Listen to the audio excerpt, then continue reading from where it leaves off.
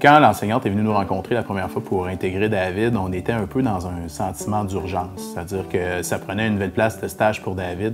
J'avais aucune idée comment on organiserait ça avec David et son enseignante.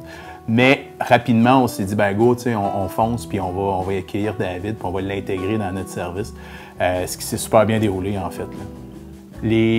Dans nos principales craintes qu'on avait, en fait, c'était que...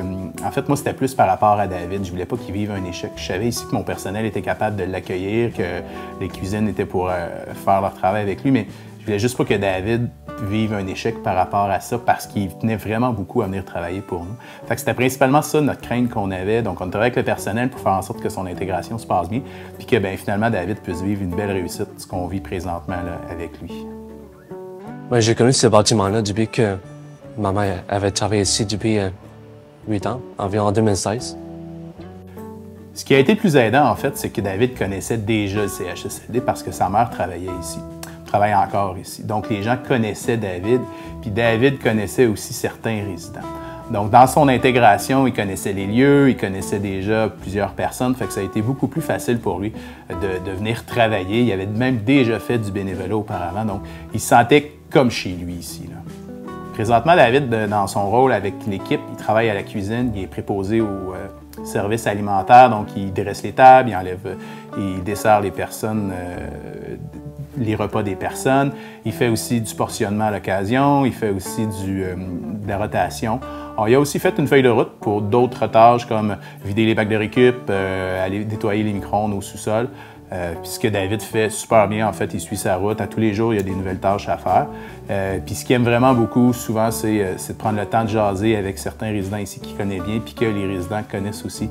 Donc, il prend le temps de jaser avec ses résidents, puis on voit que ça fait du bien et à David, puis aussi à nos résidents.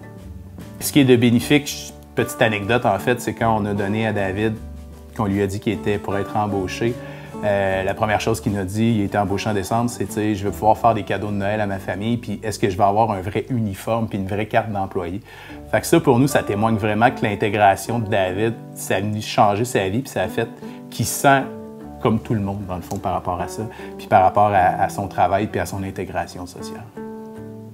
Je pense que dans l'organisation, c'est quelque chose qui s'est super bien fait. On a eu le support de toutes les directions là-dedans, que ce soit au RH, que ce soit aux finances. Tout le monde a embarqué dans ce projet-là un peu go, sans crainte. Puis je pense que ça fait en sorte que l'intégration de David est réussie aujourd'hui. De ne pas avoir peur, c'est sûr que des fois, ça peut faire peur sur qu'est-ce que je vais y faire, il va être capable de le faire. Mais quand les personnes sont bien accompagnées, puis on a eu la chance aussi avec David, puis avec Mélanie qui accompagnait David dans son intégration, de lui faire un travail sur mesure puis faire en sorte que son intégration se passe bien. En stagiaire, j'ai travaillé ici pour la première fois. J'ai commencé à travailler dans le jardin qui est juste ici. Comme par exemple, j'ai arrosé le fleur, j'avais lavé le mur aussi. Et j'avais même aussi travaillé dans la cuisine en plongeur. Depuis que j'étais un enfant, j'aimais beaucoup le cuisiner.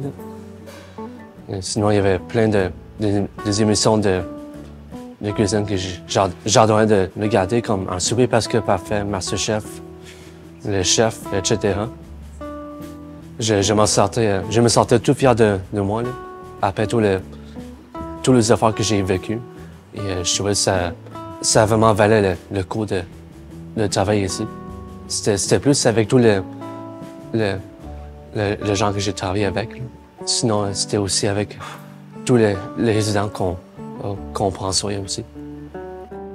Julie Frappier, chef du service alimentaire.